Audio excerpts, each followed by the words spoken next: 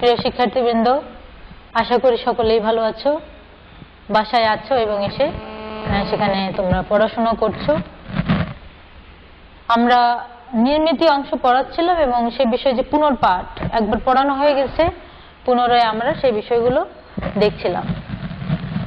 আজকে আমরা দেখো কিছু অংশ, যেমন সারাংশ, ভাব সম্প্রসারণ এবং প্রবন্ধ রচনা, এই বিষয়ে আমি তোমাদের বলেছিলাম যে সাজেশন চেয়েছিল অনেকে যে কোনটা কোনটা পড়বো। আমি বলেছিলাম এটা এমন একটা বিষয় যে এখানে সেভাবে পড়ার প্রয়োজন হয় না। তোমরা যদি নিজেরাই লিখতে না পারো, নির্মিতি অংশ তোমরা এখন যে সৃজনশীল যে মাধ্যম, তোমরা ভালো স্টুডেন্ট, সবাই প্রায় সবাই ভালো, তোমরা যদি লিখতে না পারো, তোমাদের মুখস্থ করে ধরে ধরে পড়ানোটা আসলে এটা দেখতে খারাপ। হ্যাঁ, পড়ানো যাবে না তা নয়, কিন্তু এটা মনে হয় না যে প্রয়োজন আছে। হ্যাঁ, এই জন্য আমি তোমাদের কিছু ভাব সম্প্রসারণ, কিছু সারাংশ এমনি বলে দিয়েছিলাম যে এটা তোমরা পড়ে নিও। যাই হোক, আজকের ক্লাসে আমরা ভাব সম্প্রসারণ নিয়ে একটু কথা বলি।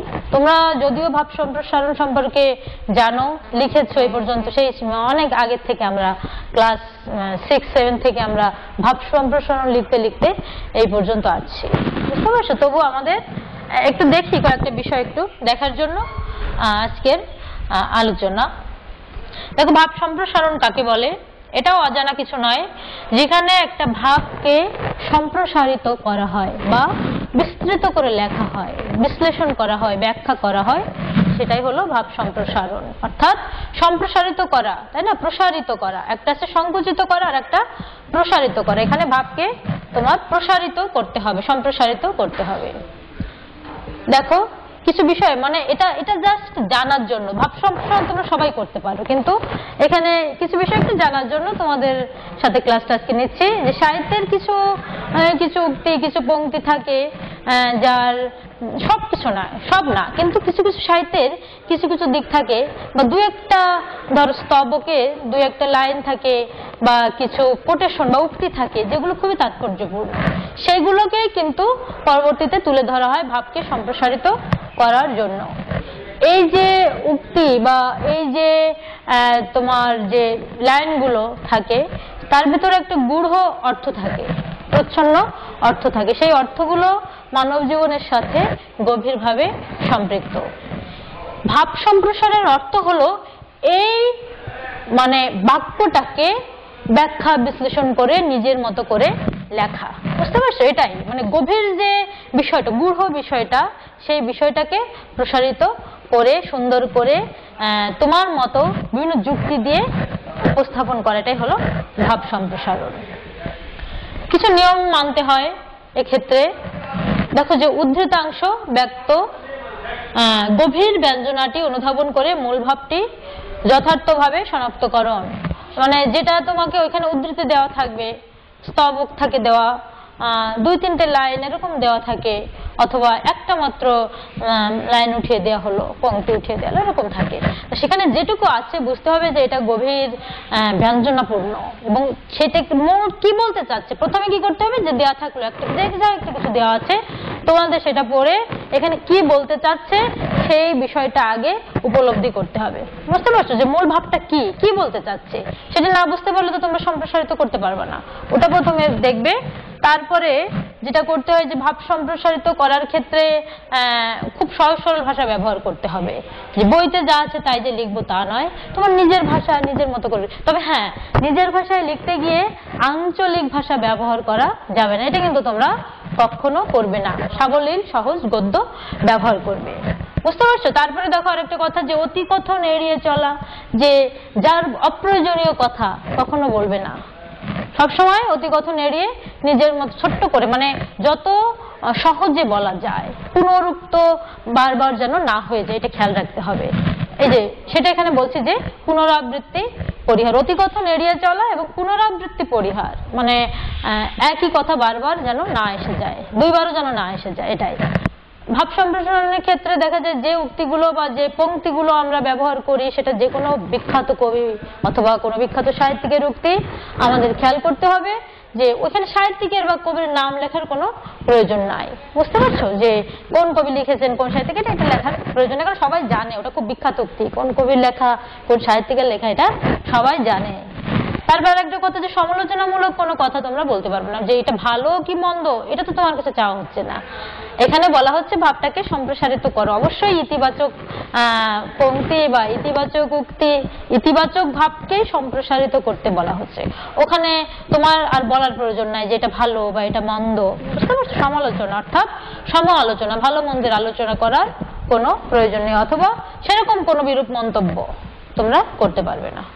দেখো একটা বিষয় এখানে উদাহরণ হিসেবে আমরা দেখতে পারি, দেওয়া আছে কি যে অর্থই অনর্থের মূল, তাই না? এটা বহুল মানে অনেক দিন থেকে এই ভাবটা সম্প্রসারিত করে আসছে সবাই, এবং আমরা যখন পড়তাম তার আগে থেকেও এটা ছিল, অর্থই অনর্থের মূল, তাই না? এটা সবার জানা একটা কথা, আমরা সবসময় ব্যবহার মানে বলে থাকি, ব্যবহার করে থাকি এই বাক্যটা। একটা বাক্য, ছোট্ট একটা বাক্য, এটা লিখতে হলে মূল ভাব যেটা, যে এখানে তুমি যা লিখবে তার একটা ইঙ্গিত দিয়ে যাবে। প্রথমে ভাব সম্প্রসারণের তিনটি দিক আছে, একটা মূল ভাব, একটা সম্প্রসারিত ভাব, আর একটা উপসংহার বা মন্তব্য।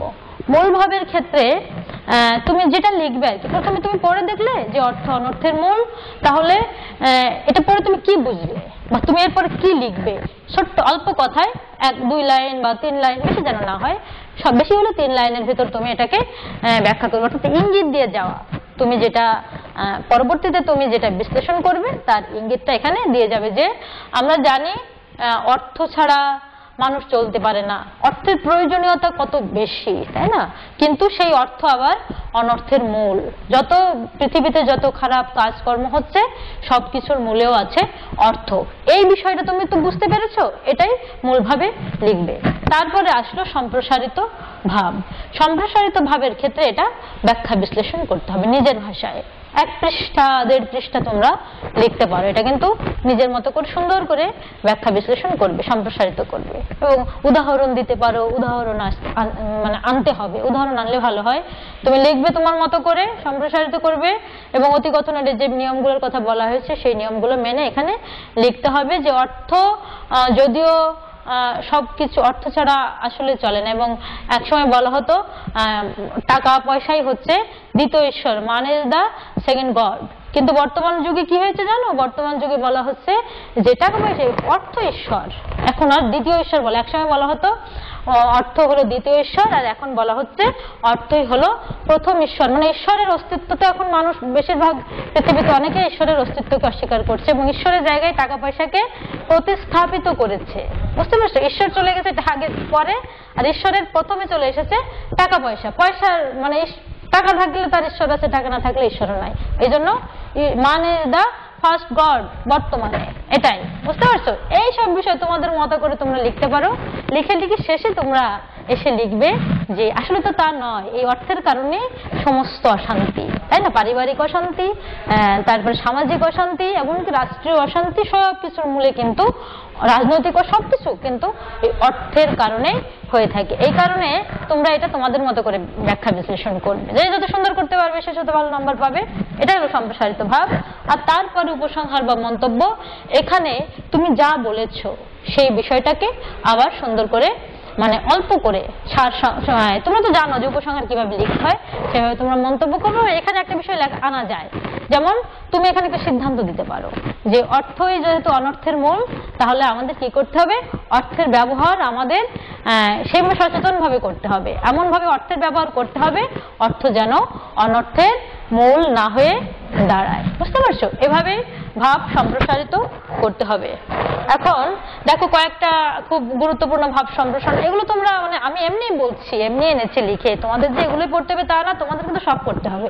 আমি যে কথা সবসময় বলেছি আগে পরে এখনো বলছি, কোনো সাজেশন দেয়া আমি তো দেবই না, কারণ সাজেশন দিয়ে তোমরা তো পড়বে না, শুধু সাজেশনের গুলো পড়বে। আমি যে সব পড়লো, এখন অঢেল সময় আছে, সবকিছু পড়ে নাও, তবে গুরুত্ব দিতে পারো কিছু কিছু যেগুলো বোর্ডে বেশি এসেছে, যে এখানে তাই না, কীর্তিমানের মৃত্যু নেই, জ্ঞানহীন মানুষ পশুর সমান, দুর্জন বিদ্বান হলেও পরিত্যাজ্য, তুমি অধম তাই বলিয়া আমি উত্তম হইব না করে, এই যে ভাব সম্প্রসারণ গুলো, এগুলো তোমরা একটু দেখে নেবে, শুধু দেখে নেবে। আমি জানি যে তোমরা এটা সম্প্রসারিত করতে পারবে, এটুকু ক্ষমতা তোমাদের আছে, এটুকু যোগ্যতা তোমাদের আছে। এখন শুধু একটু দেখে নে, একবার করে একটু চোখ বুলিয়ে যাওয়া। বুঝতে পারছো? সাহিত্য জাতির দর্পণ স্বরূপ, সুশিক্ষিত লোক মাত্রই স্বশিক্ষিত, যে সহে সে রহে, অর্থাৎ যার ধৈর্য বেশি সেই টিকে থাকে। বুঝতে পারছো? পরিশ্রম সৌভাগ্যের প্রসূতি, অর্থাৎ পরিশ্রম করলেই তার পক্ষে মানে সফলতা, সে সফলতা অর্জন করতে পারে বা সৌভাগ্য অর্জন করতে পারে, সমৃদ্ধি অর্জন করতে পারে।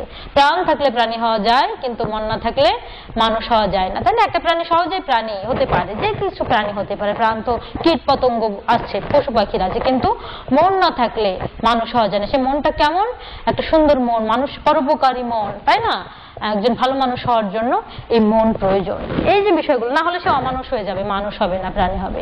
স্বাধীনতা অর্জনের চেয়ে রক্ষা করা কঠিন, অনেক কষ্ট করে স্বাধীনতা অর্জন করতে হয়, কিন্তু সেই স্বাধীনতা রক্ষা করা আসলে কষ্টকর, সেটা আরো বেশি কষ্টকর, তাই না? এবং অন্যায় যে করে আর অন্যায় যে সহে, তবু ঘৃণা তারে যেন তৃণ সমদহে। এখানেও সেই একই বিষয় যে অন্যায়কারী এবং অন্যায় সহ্যকারী সমান অপরাধী, উভয়ের প্রতি ঈশ্বরের যে মানে মনোভাব, নেতিবাচক মনোভাব কিন্তু চলে আসে, বা তাদের ঈশ্বর তাদের ঘৃণা করে বা মানুষ তাদের ঘৃণা করে, এটা এখানে বলা হচ্ছে।